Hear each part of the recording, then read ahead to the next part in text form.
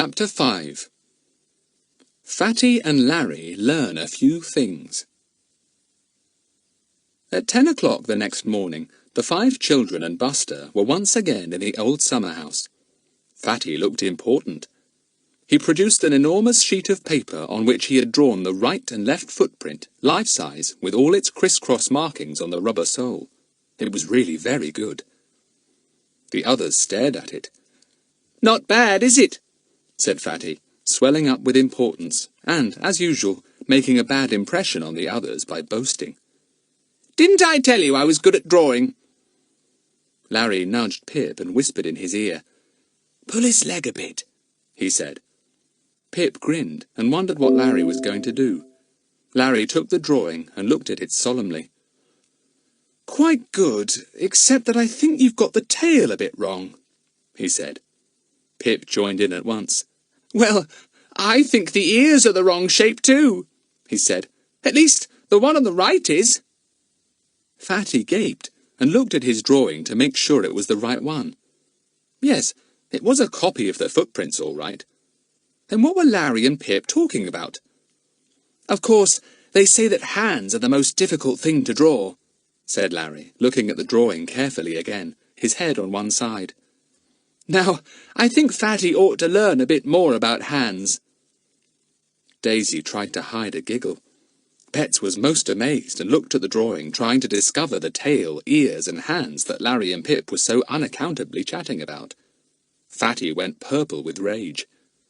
"I suppose you think you're being funny again," he said, snatching the drawing out of Larry's hand. "You know quite well this is a copy of the footprints." "Golly, so that's what it is," said Pip, in an amazed voice. "Of course! Larry, how could we have thought they were anything else?" Daisy went off into a squeal of laughter.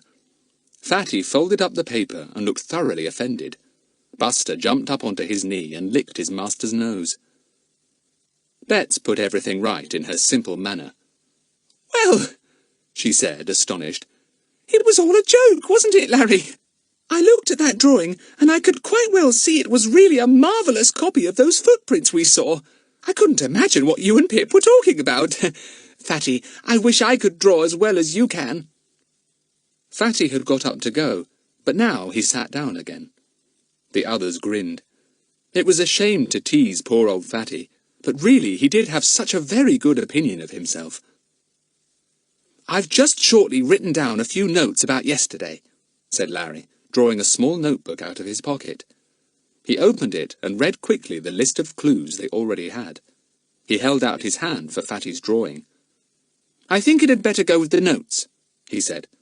"I'll keep both the notes and the drawings and the scrap of grey cloth somewhere carefully together, because they may soon become important. Where shall we keep them?"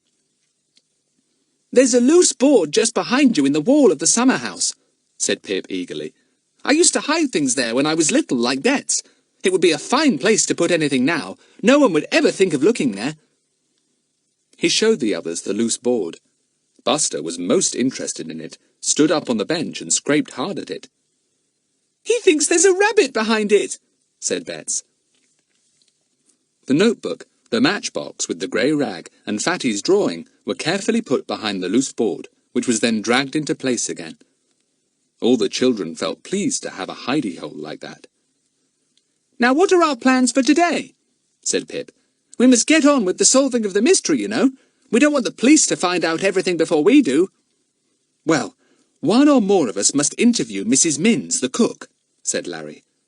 He saw that Bets did not understand what interviewing was. "That means we must go and see what the cook has to say about the matter," he explained. Bets nodded. "I could do that," she said. "You?" said Pip scornfully. "You tell her right out all that we had done and found and everything. You can't even keep the very smallest secret." "I don't tell secrets now," said Bets. "You know I don't. I haven't told a single secret since I was 6 years old." "Shut up, you two," said Larry. "I think Daisy and Pip might go and see Mrs. Minns. Daisy is good at that sort of thing, and Pip can keep a lookout to see that Clearoff or Mr. Hick don't come along and guess what Daisy is doing." "What shall I do, Larry?" asked Fatty, quite humbly for once in a way. "You and I could go and talk to the chauffeur," said Larry. "He might let out something that would be useful to us. He usually washes down the car in the morning." "What about me?" said Bets in dismay. "Aren't I to do anything? I'm a find-outer too." "There's nothing you can do," said Larry. Bets looked very miserable. Fatty was sorry for her. "We shan't want Buster with us," he said. "Do you think you could take him for a walk over the fields? He just loves a good rabbity walk." "Oh, yes, I could do that," said Bets, brightening up at once. "I should like that. And you never know, I might find a glue on the way." Everyone laughed. Bets simply could not remember the way to pronounce that word. "Yes, you go and find a really important glue," said Larry. So Bets set off with Buster at her heels. She went down the lane towards the fields, and the others heard her telling Buster that he could look for rabbits, and she would look for glues. "Now then, to work," said Larry, getting up. "Daisy, you and Pip go down to Mrs. Minns." "What excuse shall we give for going to see her?" asked Daisy. "Oh, you must think of something yourself," said Larry. "Use your brains. That's what detectives do. Pip will think of something, if you can't." "Better not all go down the lane together," said Pip. "You and Fatty go first, and see if you can find the chauffeur at work, and Daisy and I will come a bit later." Larry and Fatty went off. They walked down the lane and came to Mr. Hicks's house, which stood a good way back in its own drive. The garage was at the side of the house. A loud whistling came from that direction, and the sound of water. "He's washing the car," said Larry in a low voice. "Come on, we'll pretend we want to see someone who doesn't live here, and then ask if he'd like us to help him." The boys went down the drive together. They soon came in sight of the garage, and Larry went up to the young man who was hosing the car. "Morning," he said. "Does Mrs. Thompson live here?" "No," said the young man. "This is Mr. Hicks's house." "Oh," said Larry in a vexed tone. Then he stared at the car. "That's a fine car, isn't it?" he said. "Yes, it's a Rolls-Royce," said the chauffeur. "Fine to drive. She's very dirty today, though. I've got all my work cut out to get her clean before the master wants her this morning." "We'll help you," said Larry eagerly. "I'll hose her for you. I often do it for my father." In less than a minute, the two boys were at work helping the young chauffeur, and the talk turned on to the fire. "Funny business, that fire," said the chauffeur, rubbing the bonnet of the car with a polishing cloth. "The master was properly upset about losing those valuable papers of his, and now they say it was a put-up job. Someone did it on purpose. Well, Peeks did say that it was a wonder no one had given Mr. Hick a slap in the face for the way he treats everybody." "Who's Peeks?" said Larry, pricking up his ears.